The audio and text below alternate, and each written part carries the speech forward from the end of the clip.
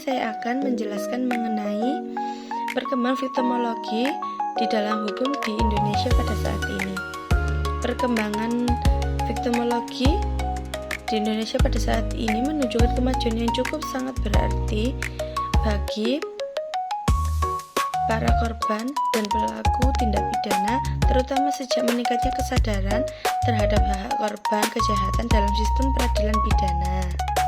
Pada masa awal penerapan hukum pidana di Indonesia, perhatian hukum terlebih banyak tertuju pada pelaku tindak pidana.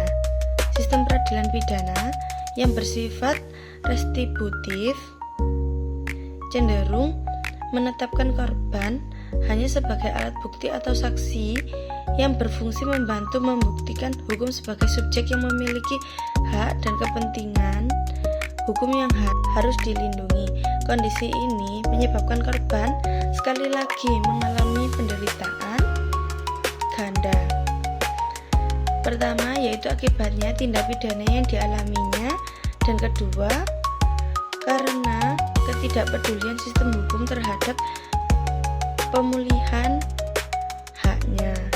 Seiring dengan berkembangnya pemikiran hukum modern, dan meskipun teori viktimologi dari negara-negara maju, penerangannya mulai berubah, yakni viktimologi hadir sebagai cabang ilmu yang mempelajari peran korban dalam kejahatan, penyebab mereka menjadi korban, serta bagaimana negara seharusnya memberikan perlindungan, keadilan, dan pemulihan psikis terhadap korban kejahatan tersebut. Perubahan paradigma terhadap posisi korban mulai mendapatkan perhatian serius di Indonesia pada saat ini. Pada mulai tahun 1980-an, seiring berkembangnya penelitian dan seminar mengenai viktimologi di Indonesia di kalangan akademisi hukum dan lembaga peradilan. Salah satu tonggak penting perkembangan viktimologi di Indonesia adalah lahirnya Undang-Undang Nomor 3 Tahun 2006 tentang perlindungan saksi dan korban, yang kemudian diubah melalui Undang-Undang Nomor 31 Tahun 2014, yaitu undang-undang ini menjadi dasar hukum utama bagi perlindungan korban kejahatan, sekaligus memandai pergeseran sistem hukum pidana Indonesia dari yang semula pelaku sentris menjadi lebih berorientasi pada korban atau victim centered. Undang-undang tersebut juga melahirkan Lembaga Perlindungan Saksi dan Korban sebagai lembaga independen yang bertugas memberikan perlindungan independen, pendampingan, serta pemulihan kepada saksi dan korban. LPSK memiliki peran penting dalam memberikan kompensasi, restitusi, dan bantuan media maupun psikologis bagi korban kejahatan, termasuk korban kekerasan seksual, terorisme, dan pelanggaran HAM berat. Hal ini juga menjadi bukti konkret bagi negara meskipun memperhatikan nasib dalam sistem hukum nasional di Indonesia saat ini. Selain perlindungan melalui LPSK, perkembangan viktimologi di Indonesia juga mencerminkan dalam penerapan pendekatan keadilan restoratif atau restoratif justice yang kini banyak digunakan dalam sistem peradilan pidana, terutama dalam perkara pidana anak maupun pidana ringan, maupun kasus-kasus yang tidak menimbulkan korban jiwa. Restoratif justice mengedepankan upaya perlindungan hubungan antara pelaku, korban, dan masyarakat melalui musyawarah dan penyelesaian yang berkeadilan bagi semua pihak. Dalam praktiknya, pendekatan ini menetapkan korban dalam posisi yang lebih aktif dan berdaya dalam menentukan bentuk penyelesaian perkara, sepertinya permintaan maaf, ganti rugi, atau rehabilitasi sosial. Dengan demikian, keadilan yang dihasilkan tidak hanya bersifat formal, tetapi juga menyentuh aspek moral dan sosial masyarakat. Pendekatan ini juga Sejalan dengan nilai-nilai keeratan lokal bangsa Indonesia yang menjunjung tinggi asas kekeluargaan, musyawarah, dan perdamaian.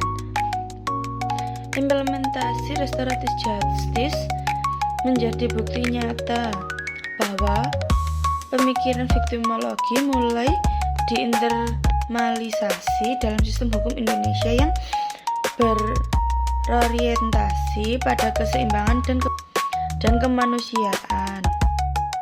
Perkembangan viktimologi juga semakin relevan dan konteks perlindungan terhadap korban kekerasan berbasis gender dan anak di bawah umur.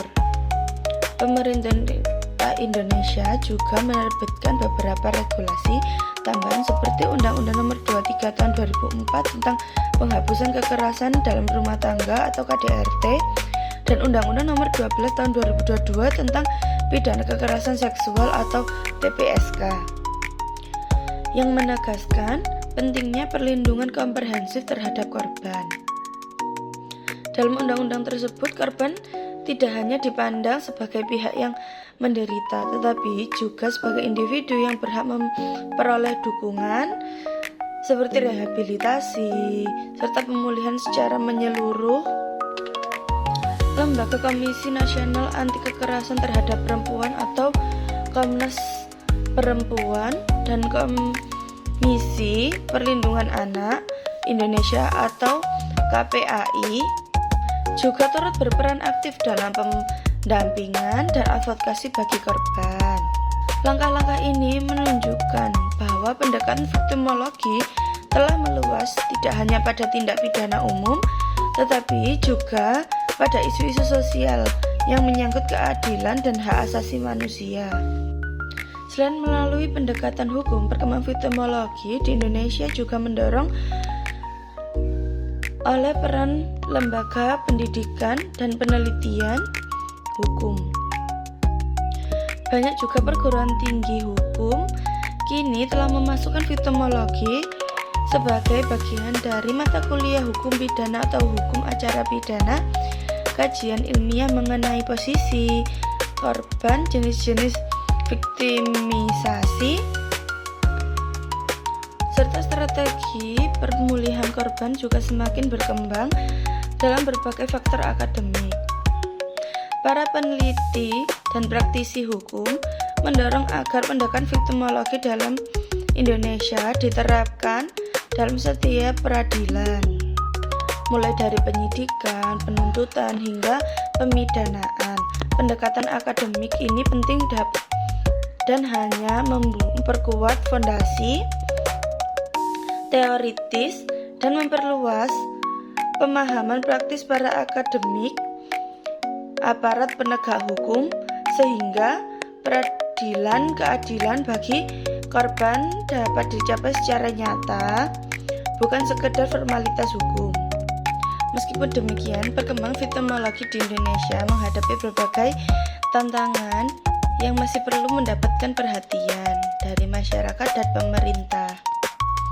Salah satu kendala utamanya adalah masih terbatasnya pemahaman aparat penegak hukum mengenai pentingnya para korban dalam proses peradilan.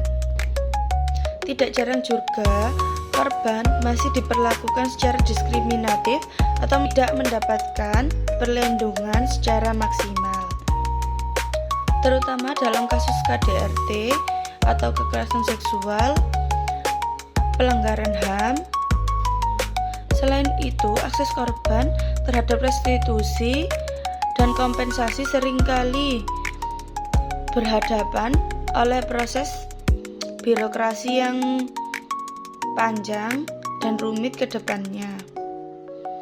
Kedepannya perlu dilakukan penegakan kapasitas lembaga penegakan hukum melalui pendidikan dan pelatihan yang menegakkan aspek viktimologi. Pemerintah juga perlu memperluas regulasi yang menjamin hak-hak korban serta memperkuat kondisi antara lembaga peradilan, kepolisian, dan lembaga sosial. Dengan langkah-langkah tersebut, diharapkan konsep viktimologi di Indonesia dapat diimplementasikan secara menyeluruh dan efektif dalam sistem peradilan pidana di Indonesia. Pada akhirnya, perkembangan viktimologi ini menjadi bagian dari upaya besar untuk mewujudkan sistem hukum yang tidak hanya menghukum para korban saja, tetapi juga memulihkan martabat, hak, dan keadilan bagi para setiap korban dan pelaku kejahatan. Cukup sekian penjelasan dari saya. Bila ada salah kata ataupun salah perbuatan, mohon maaf. Wassalamualaikum warahmatullahi wabarakatuh.